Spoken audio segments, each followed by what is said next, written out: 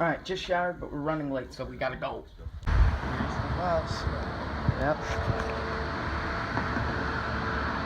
As far as movies that have been filmed in the Boston Common, a lot of them actually portray the park, but not a lot of them actually film in the park. One of the few examples of a movie that we do know that actually filmed in the Boston Common was the football scene from the movie The Departed. Hopefully you guys have seen that movie. It comes up a lot during this tour. But they do have the football police versus firefighters football match, and that actually took place and was filmed in the Common right over there. Now, also, we're going to end this tour. This tour is actually bookended by places where Matt Damon has sat.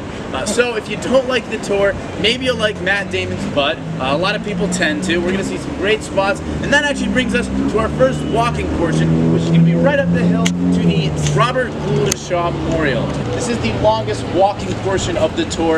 With that being said, let's head to that bench. The State House is a very beautiful building, and a lot of movies use it because of the courtrooms inside, which were all designed by Charles Bulfinch.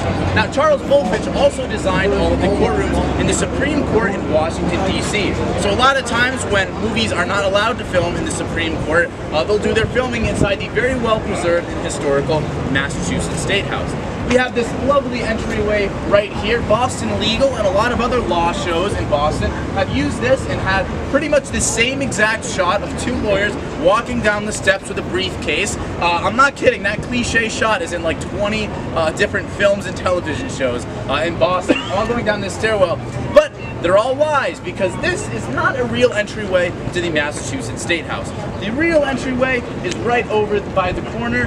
This is the Bulfinch entrance, as some people from Boston like to call it, the bullshit entrance, because nobody actually uses it.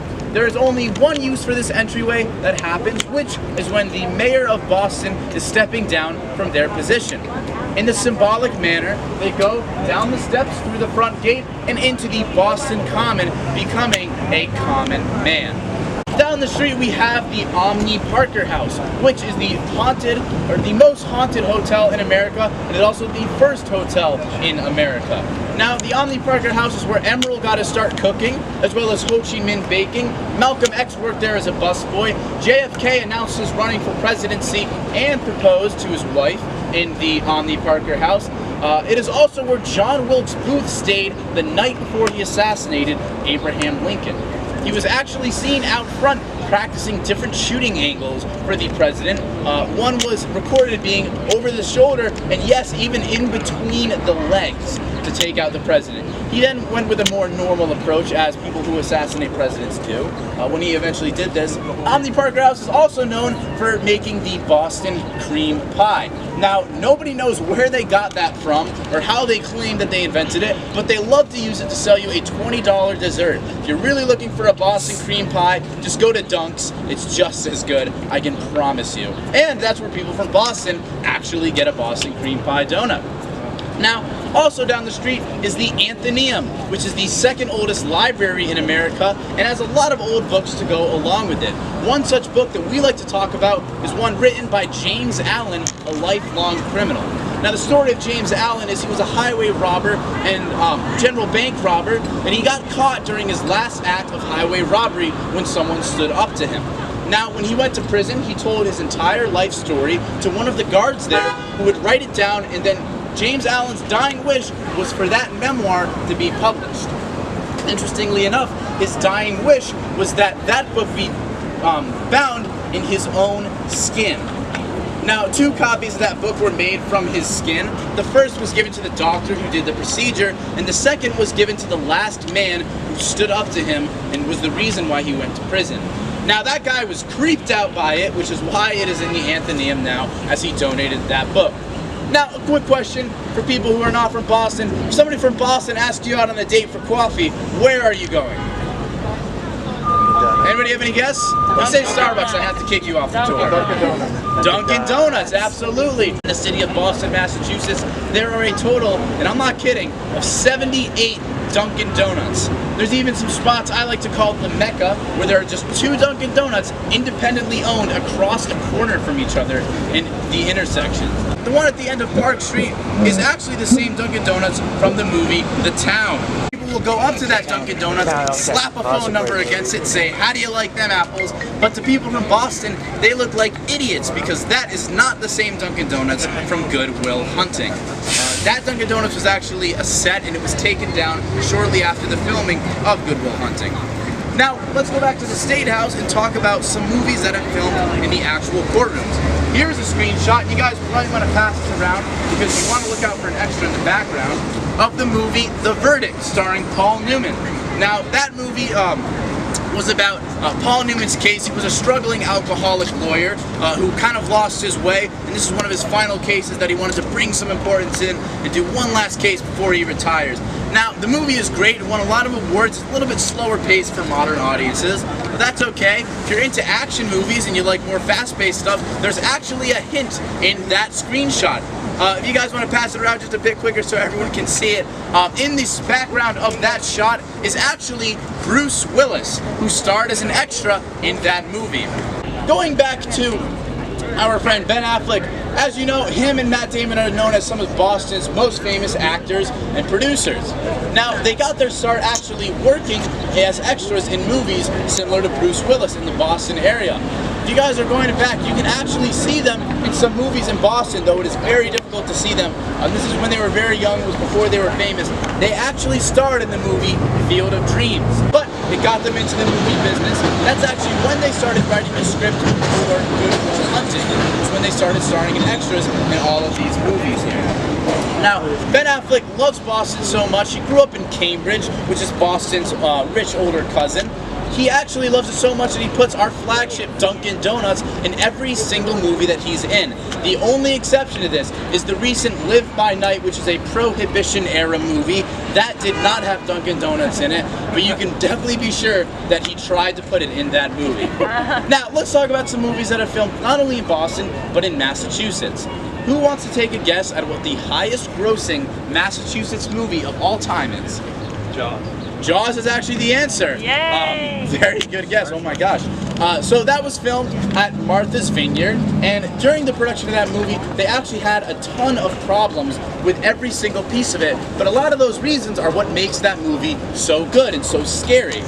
People credit that movie to being scary because the lack of the shark in that movie leads viewers to use their imagination to set aside what the shark would look like, and it makes it a lot scarier of a movie because you can't see what you're afraid of. They designed it was designed in Los Angeles in freshwater pools, but when they brought it out to the very salty waters of Martha's Vineyard, it would break down on him constantly and cause him tremendous problems. Problems that were so bad he actually gave the shark a name. Does anybody want to take a guess on what the shark's name is from Jaws? Bruce. Bruce is the answer. No, it is not named after the 20-year-older movie Finding Nemo. It is actually named after Steven Spielberg's ex-wife's divorce attorney. When he was doing the filming of that movie, he was having great problems caused to him by the shark and great problems caused by Bruce the lawyer. So he decided they should share a name. Now, Martha's Vineyard is known for a lot of interesting beaches that are very nice, but it's also known for nude beaches. One such story revolves around a senator who was running for governor who owned an estate overlooking one of these nude beaches in Martha's Vineyard. When he was running for the position, he called up his realtor and said, I need to sell this. It looks pretty bad that I'm running for position and that I have this here. Can you please help me out? And then the realtor said, you know what? I actually know just the person to call. Let me hold on for a second. He dials none other than John Belushi, who actually, on that same phone call, agreed to buy the house without ever hearing of Martha's Vineyard. He would later fall in love with the island and his nude estate that he had there, and when he passed away, he was buried on Martha's Vineyard. So if you're ever at Martha's Vineyard, be sure to leave a can of beer by his grave. That's sort of the memorial that people like to play to the frat legend, John Belushi. With that being said, let's head to our third stop on the tour. It was actually one of the lowest grossing movies of all time, and director Stephen Hopkins actually lost 3 times the original budget of that movie. Now, that movie does take place in Boston, so it's why we like to talk about it. And it revolves around Tommy Lee Jones, who is a terrorist, trying to bomb Boston, and Jeff Bridges and Lloyd Bridges are working in the city of Boston to try to stop him. Now, that movie has a lot of bombing scenes that happened in Boston, but it also follows a very similar plot as a movie that came out the same exact weekend as Blown Away, and why a lot of critics attribute Blown Away's failed success to. That movie was about a bus that could not stop or else it would explode. That movie is Speed, and of course everybody has seen Speed. Nobody has seen Blown Away. Now, that movie does have a lot of bombing stunts, and a lot of them actually did take place in Boston. It's one of the first movies that actually did film their explosions in the city of Boston. Cities like New York City had these all the time, but Boston had never had anything like this. So, when the director, Stephen Hopkins, decided to blow up a bunch of stuff in the city, he took all the right precautions to make sure that the explosion went well. But what he did not do was tell anybody in the Massachusetts government that these explosions were happening. You guys want to pass the screenshot around right here? That is the final scene of the movie in which a giant ship is exploded. Director tried to make this one of the largest explosions in movie history, so he filled an entire ship with dynamite, and that actually happened. That is a real explosion. No CGI was used in that scene. What the director, like I said, didn't do was tell anybody in the Massachusetts government that this explosion was going to be happening. So when he actually blew up the ship on the Boston Harbor, 8,000 windows were damaged during the filming of that scene. Now the police and the EMTs came rushing in. They said, "Oh my God, what's wrong?" And of course, director Stephen Hopkins like, "We're filming a movie. What are you guys talking about?" Of course, we're like, "No, you can't just do that." But nonetheless, a lot of directors who come to Massachusetts to film will wreck things and then leave, causing a bunch of damage in the filming of their movies. It's a trend you guys will see as we talk about some more movies during the tour. Now, in another scene that they filmed after that one, he actually did a very similar thing in which an ambulance is exploded in Copley Square. Now, once again, fake police officers and fake EMTs were used for the movie in this scene, but the real Massachusetts government was not informed again. That's right, he made the same mistake twice. And once again, the cops and the ambulances came in and they said, "Oh my gosh," and they saw the fake ones and they were like, "It's this guy again." Of course, Stephen Hopkins rolls out like, "Cut. Thanks for acting as extras in the shot, guys. Authenticity was there." He really did blow up an ambulance in Copley Square, and he really did cause a lot of damage to that area. Now, the reason we like to talk about Blown Away at this stop right here is because this is where Jeff Bridges' wife lives in the movie. Now, in one scene in the movie, she gets into her car right over there. This was kind of her housing complex. She goes down the street and she takes a left, and unfortunately, Tommy Lee Jones has planted a bomb inside of her car, and she cannot stop the car or else it will explode. That scene in the movie is actually the same exact plot of Speed, and you could bet that the director, Stephen Hopkins, was very upset when that movie did not reach nearly the same critical success as the movie Speed. Now, she eventually crashed into the gate, the car does not explode. How long do you guys think that would take, given the length that you guys saw this road is? 10, 15 seconds? Anybody have any other guesses? Very cold, by the way. Probably like 10 minutes. 20 minutes is the actual answer. In that movie, she goes down the street, she takes a left, she takes a right, she goes uphill, she goes downhill. Jeff Bridges goes in the car, Jeff Bridges falls out of the car, everything happens, and eventually she lands into that gate there. Another example of Boston movie magic. Now, you guys are actually wondering, no, it does not take 20 minutes for a vehicle to go down this road here. The real answer is 5 seconds, which is what we found out when a truck actually did stop their brakes around here, and they were not able to stop the car and actually did crash that gate right there. Let's head to our next stop. This alleyway was used in the filming of the movie A Civil Action, starring John Travolta. That movie is about increase in leukemia cases in a Massachusetts town, which actually was the largest lawsuit ever won by the Environmental Protection Agency. John Travolta plays a lawyer who is suing the company that is spilling these chemicals into a nearby water source, which causes the leukemia. But a lot of the movie is about the drama of having to prove that, and some of the lives affected during this. Specifically, this scene right here, which was filmed in this alleyway, has James Gandolfini, who played a townsman, being interrogated by an enemy lawyer named Mr. Cheeseman. Maybe he should have gone into the dairy industry, would have done a better job, but no, he becomes the failing lawyer in this movie right here.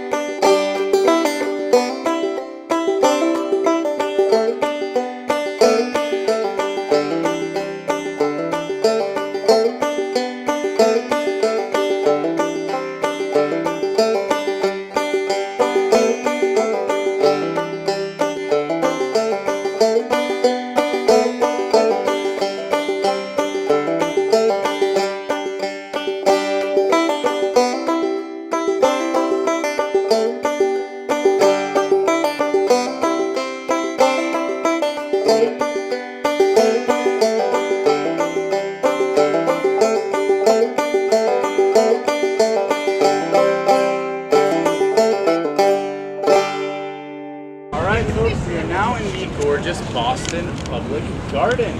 Founded in 1837, this is where the story Make Way for Ducklings takes place. There's a tree here from every single state. So if you know your state's tree, be sure to be on the lookout for that. We even do have palm trees. People always ask for that. They're right here, a large statue of George Washington, just over there. This is the Swan Pond. Right here, there's a bench that used to exist where a very famous movie was filmed. Does anybody want to take a guess on what bench this was? Good Will Hunting. Good Will Hunting is always the thing that people think it is. Nope. The answer is actually the comedy movie starring Mark Wahlberg. This is the bench from Ted. Oh. If you guys come and see this screenshot right over here, you can see a quick pic of Mark Wahlberg and the lovable teddy bear. They were sitting right here on this bench. It was actually taken out though, unfortunately, due to some violence that occurred right near this area. That had to do with our lovely swans that we bring in every summer, Romeo and Juliet. Unfortunately, in 2012, we accidentally brought in Romeo and Romeo. Shots right here from Good Will Hunting. That is the bench from the movie Good Will Hunting, where the very famous conversation occurs between Robin Williams and Matt Damon. As promised, this was a tour book ended by places Matt Damon sat. So I hope you guys got your money worth with those two. We do have one more stop though. Sometimes you wanna go where everybody knows your name, and they're always glad you came. So we just finished with the tour. It was really fun. We took a lot of notes for what movies we got to see next. But right now we're gonna get some lunch because we're both having sugar loaves. Then we're gonna head home. That's about it. Bye. Alright, so I'm back in the hotel room. I'm sorry it got a little confusing time-wise in terms of what the hell's happening. So just to recap real quick, we went on the tour and it finished around like 1:30. Then we walked and we had lunch, and then we went to the bus station and we took the bus, and then we got back to the hotel around 3-ish. Then we packed up, stuff like that, and now we're leaving. So I gotta leave. That's the only way you can leave. I gotta leave to leave. So, this is taking way too long. What I'm trying to say is I gotta edit the of all these videos. So, for right now, this is Jeremy in Boston, signing off. Jeremy back home. Please, take it away. Alright, you guys, I just got home. Believe it or not, it's actually 9:30 at night. What? Yeah, there was a lot of traffic and we had a very slow driver. I won't name names, Larry Shinder. I need to unpack the car and get ready for tomorrow because I begin filming. Tomorrow I'm going into New York for fittings for an episode of an Amazon TV show. I won't name names. Oh, the lights in the garage. Alright, so I'll leave you with this. Come back tomorrow. And adios. Hey, baby Gingy. Oh, baby Ginger. Oh, good baby Gingy. Oh, say adios. Adios. Adios.